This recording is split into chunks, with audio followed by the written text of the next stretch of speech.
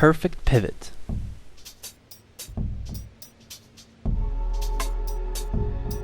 Hello everyone, welcome to the Smash 4 Movement and Advanced Technique tutorial. A number of new advanced techniques have been found, and perfect pivoting is definitely the most exciting one. Perfect pivots act a bit as Melee's wavedash technique, where you could slide your character a short distance with a very fast and correctly timed input. I am going to be demonstrating what perfect pivoting can be used for. And I'll slow some of it down to cover what is happening frame by frame.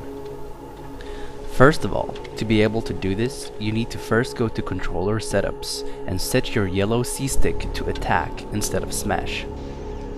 With this setting on, you will however not be able to smash anymore with the C-stick, so you would have to get used to it first. How to do a perfect pivot.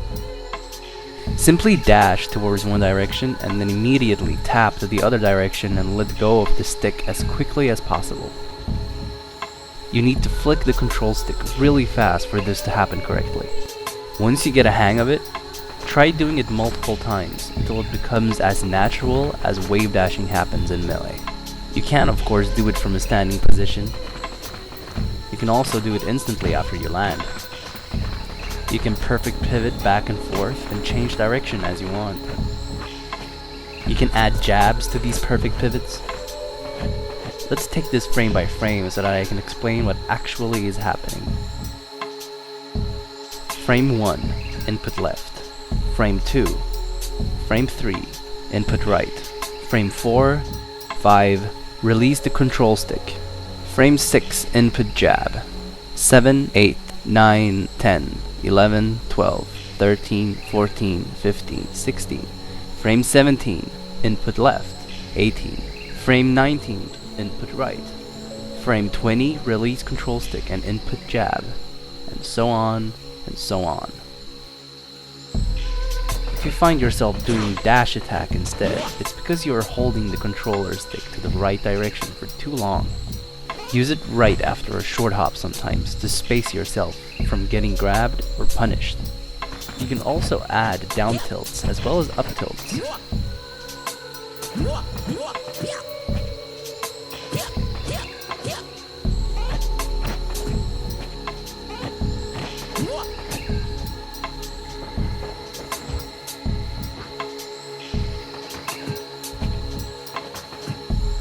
You can also change direction. Here is a familiar example. If you ever run to shield and end up in this position, rather than doing this, you should be doing this. It will create enough space for you to not be grabbed and punished, as well as still give you openings for follow-ups. So, of course, instead of jumping and doing this, you should be doing this instead. So now that we've covered using perfect pivot in a defensive manner, let's talk about the offensive possibilities. You can perfect pivot in and up tilt. This is the normal tilt. It doesn't reach. However, use perfect pivot and it will. This also works with smashes, although it's a bit harder to execute. Zaw Dancing.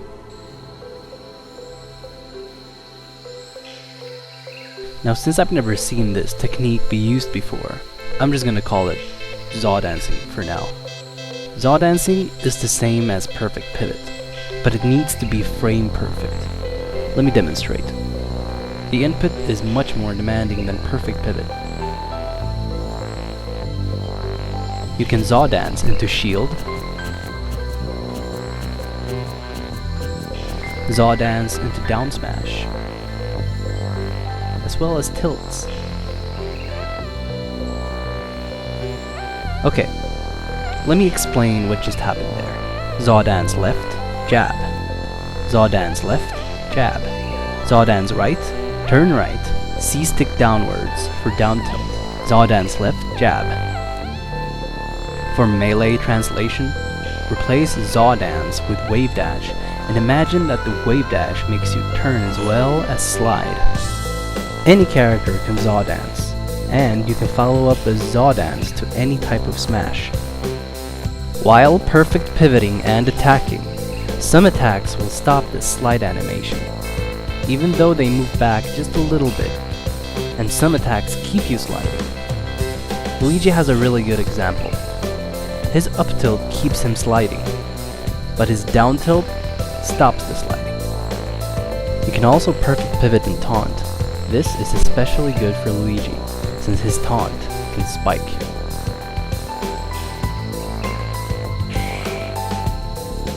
Let's check out how different attacks affect the sliding animation.